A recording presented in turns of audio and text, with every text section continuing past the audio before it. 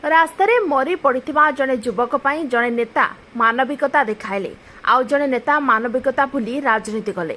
ହେଲେ ମାନବିକତା ଆଗରେ ହୀନ ରାଜନୀତି ଯେ ମୂଲ୍ୟହୀନ ତାକୁ ଭୁଲିଗଲେ ନେତା ଜଣକ, ଯାହା ତାଙ୍କୁ ବେଶ୍ ନିନ୍ଦିତ କରିଦେଇଛି। ଅପରପକ୍ଷେ ମାନବିକତା ଦେଖାଇ ସାରା ରାଜ୍ୟରେ ପୁଣି ଚର୍ଚ୍ଚାର କେନ୍ଦ୍ରବିନ୍ଦୁ ସାଜିଛନ୍ତି ରାଜ୍ୟର ଅନ୍ୟତମ ପରିଚିତ ତଥା ପ୍ରତିଭାବାନ ଯୁବନେତା ପ୍ରୀତିରଞ୍ଜନ ଘଡ଼ାଇ। ଆଉ ହୀନ ରାଜନୀତି କରି ଲୋକ ଚକ୍ଷୁରେ ନିନ୍ଦିତ ହୋଇସାରିଛନ୍ତି। ଏବେ ବିଭିନ୍ନ ବିବୃତ୍ତି ଦେଇ ନିଜକୁ ବଞ୍ଚାଇବାର ଭରପୁର ଉଦ୍ୟମ କରୁଛନ୍ତି ରାଜ୍ୟ ସମବାୟ ମନ୍ତ୍ରୀ ପ୍ରଦୀପ ବଳସାମନ୍ତ। 5 ଦିନ ତଳେ ଦାନଗଦି ଜିନ୍ଦଲ କାରଖାନା ସମ୍ମୁଖରେ ଘଟିଥିବା ଦୁର୍ଘଟଣାରେ ଜଣେ ଯୁବକଙ୍କ ଶୋଚନୀୟ ମୃତ୍ୟୁ ହୋଇଥିଲା। ଯୁବକଙ୍କ ମୃତ୍ୟୁବରଣ ପରେ ସେଠାରେ ତୀବ୍ର ଉତ୍ତେଜନା ଦେଖାଦେଇଥିଲା।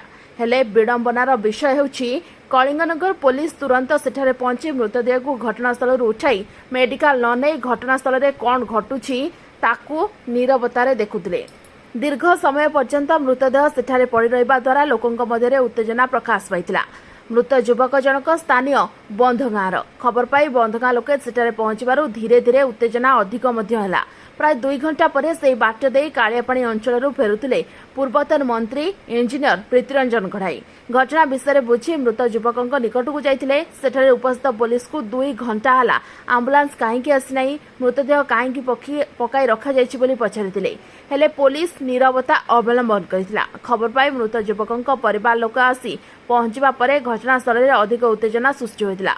ତଥାପି ପୋଲିସ ସେମିତି ନୀରବ ହୋଇ ସବୁ ଦେଖୁଥିଲା। ମୃତ ଯୁବକଙ୍କୁ କ୍ଷତିପୂରଣ ଦେବାକୁ ସ୍ଥାନୀୟ ଲୋକେ ଓଡ଼ି ବସିବା ବେଳେ ଆନ୍ଦୋଳନକାରୀଙ୍କ ସହିତ ସ୍ୱର ମିଳାଇଥିଲେ ପୂର୍ବତନ ମନ୍ତ୍ରୀ। ନିକଟରେ ପୂର୍ବତନ ମନ୍ତ୍ରୀ ଟ୍ରାଫିକ୍ ସମସ୍ୟା ନିୟନ୍ତ୍ରଣ ପାଇଁ ଜିଲ୍ଲାପାଳଙ୍କୁ ଚିଠି ଲେଖିଥିଲେ। ହେଲେ ଏନେଇ ଜିଲ୍ଲା ପ୍ରଶାସନ କୌଣସି ପଦକ୍ଷେପ ଗ୍ରହଣ କରିନାହିଁ, ଯାହାକୁ ନେଇ ପ୍ରୀତିରଞ୍ଜନ ଘଡ଼ାଇ ପ୍ରଶ୍ନ କରିଥିଲେ। ଘଟଣାକୁ ପ୍ରାୟ 6 ଘଣ୍ଟା ବିତିବା ପରେ ମନ୍ତ୍ରୀ ପ୍ରଦୀପ ବଳସାମନ୍ତଙ୍କ ପୁଅ ସେଠାରେ ପହଞ୍ଚିଥିଲେ। ପରିସ୍ଥିତି ଅଣାୟତ୍ତ ହେବା ଦେଖି ଅଧିକ ପୋଲିସ ଓ କିଛି ଅଧିକାରୀ ସେଠାରେ ପହଞ୍ଚିଥିଲେ। ହେଲେ ଆଶ୍ଚର୍ଯ୍ୟର ବିଷୟ, ମୃତଦେହକୁ ଉଠାଇବାକୁ ପୋଲିସ ଆନ୍ତରିକତା ଦେଖାଇ ନଥିଲା। ପରେ ରାତି 10ଟାରେ ପୋଲିସ ବଳ ପ୍ରୟୋଗ କରି ମୃତଦେହ ଜବତ କରିଥିଲା। ମୃତ ଯୁବକଙ୍କ ପରିବାରକୁ 1,25,000 ଟଙ୍କା କ୍ଷତିପୂରଣ ପ୍ରଦାନ କରାଯାଇଥିଲା। ମନ୍ତ୍ରୀଙ୍କ ପୁଅ କର୍ତ୍ତୃପକ୍ଷଙ୍କ ସହିତ ଆଲୋଚନା କରି କ୍ଷତିପୂରଣ ପ୍ରଦାନ କରିଥିଲେ। ପରିବାର ଲୋକଙ୍କ ସହିତ ସ୍ଥାନୀୟ ଲୋକେ 30 ଲକ୍ଷ ଟଙ୍କା କ୍ଷତିପୂରଣ ଦାବି କରିଥିଲେ, ମାତ୍ର କର୍ତ୍ତୃପକ୍ଷ ତାହାକୁ ଗ୍ରହଣ କରିନଥିଲେ। ଏହାପରେ କଳିଙ୍ଗନଗର ପୋଲିସ ପକ୍ଷରୁ ରାସ୍ତା ଅବରୋଧ ନେଇ ଏକ ମାମଲା ରୁଜୁ ହୋଇଥିଲା, ଯେଉଁ ମାମଲାରେ ପ୍ରଥମ ନାଁ ରହିଛି ପୂର୍ବତନ ମନ୍ତ୍ରୀ ଘଡ଼ାଇଙ୍କର, ଯାହାକୁ ନେଇ ତୀବ୍ର ପ୍ରତିକ୍ରିୟା ସୃଷ୍ଟି ହୋଇଛି। ଜଣେ ମୃତ ଯୁବକର ପରିବାରକୁ କ୍ଷତିପୂରଣ ଦାବି କରି ମାମଲାରେ ଛନ୍ଦି ହୋଇଛନ୍ତି ପୂର୍ବତନ ମନ୍ତ୍ରୀ। ଅନ୍ୟପକ୍ଷରେ ମନ୍ତ୍ରୀ କହିଛନ୍ତି, ବଡ଼ ପାଟି କରି ଘଡ଼ାଇ ଦାବି କରିବାରୁ କ୍ଷତିପୂରଣ କମିଗଲା, ନହେଲେ ଆମେ ଅଧିକ ପ୍ରଦାନ କରିଥାନ୍ତୁ। ଏଭଳି ହାସ୍ୟାସ୍ପଦ ବିବୃତ୍ତି ଦେଇ ମନ୍ତ୍ରୀ ନିଜର ମତ ପ୍ରକାଶ କରିଛନ୍ତି ବୋଲି ଚର୍ଚ୍ଚା ହେଉଛି। ଯେତେବେଳେ ମନ୍ତ୍ରୀ ଏଭଳି ବିବୃତ୍ତି ଦେଉଛନ୍ତି, ସେତେବେଳେ ତାଙ୍କ ଚାପରେ ପୋଲିସ ପୂର୍ବତନ ମନ୍ତ୍ରୀ ଓ ଅନ୍ୟମାନଙ୍କ ନାମରେ ମାମଲା କରିଥିବା ନେଇ ଚର୍ଚ୍ଚା ମଧ୍ୟ ଜୋର ଧରିଛି।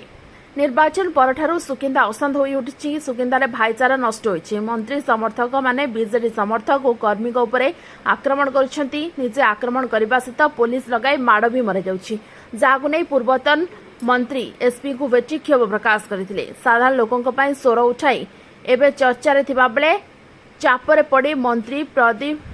ଚାପରେ ପଡ଼ିଯାଇଛନ୍ତି ମନ୍ତ୍ରୀ ପ୍ରଦୀପ ବଳସାମନ୍ତ। ଦଳରେ ତାଙ୍କର ଗ୍ରହଣୀୟତା କମି କମି ଯାଉଥିବା ବେଳେ ସୁକିନ୍ଦାରେ ତାଙ୍କ ଲୋକପ୍ରିୟତା ବଢ଼ିବା ବଦଳରେ କମିଯିବା ଓ ଘଡ଼ାଇଙ୍କର ଲୋକପ୍ରିୟତା ବୃଦ୍ଧିକୁ ତାଙ୍କୁ ବିଚଳିତ କରିଦେଇଛି, ଯାହାକୁ ନେଇ ସେ ବିଭିନ୍ନ ସମୟରେ ଘଡ଼ାଇଙ୍କ ବିରୁଦ୍ଧରେ ଅନାବଶ୍ୟକ ମନ୍ତବ୍ୟମାନ ଦେଉଛନ୍ତି। ଏନେଇ ଘଡ଼ାଇଙ୍କୁ ପଚାରିବାରୁ ସେ କହିଛନ୍ତି, ସୁକିନ୍ଦାର ଜନସାଧାରଣ ତାଙ୍କୁ ସେବା କରିବାର ସୁଯୋଗ ଦେଇଛନ୍ତି। ରାଜ୍ୟ ସରକାର ତାଙ୍କୁ ବିଭାଗୀୟ ମନ୍ତ୍ରୀ କରିଛନ୍ତି। ସେ ନିଜ ବିଭାଗ ଓ ସୁକିନ୍ଦା ଲୋକଙ୍କ ସମସ୍ୟାକୁ ଗୁରୁତ୍ୱ ଦେବା ଜରୁରୀ ଅଟେ। ମୋ ନାମରେ ଅନାବଶ୍ୟକ ମନ୍ତବ୍ୟ ଦେଇ ଲୋକ ହସା ହେବା ଉଚିତ ନୁହେଁ। ବ୍ୟୁରୋ ରିପୋର୍ଟ, ଓଟି ଲାଇଭ୍। ଅଧିକ ଖବର ଦେଖିବା ପାଇଁ ଓଟି ଲାଇଭ୍କୁ ସବସ୍କ୍ରାଇବ୍ କରନ୍ତୁ ଏବଂ ଏହି ଖବରଟିକୁ ଅଧିକରୁ ଅଧିକ ସେୟାର କରନ୍ତୁ।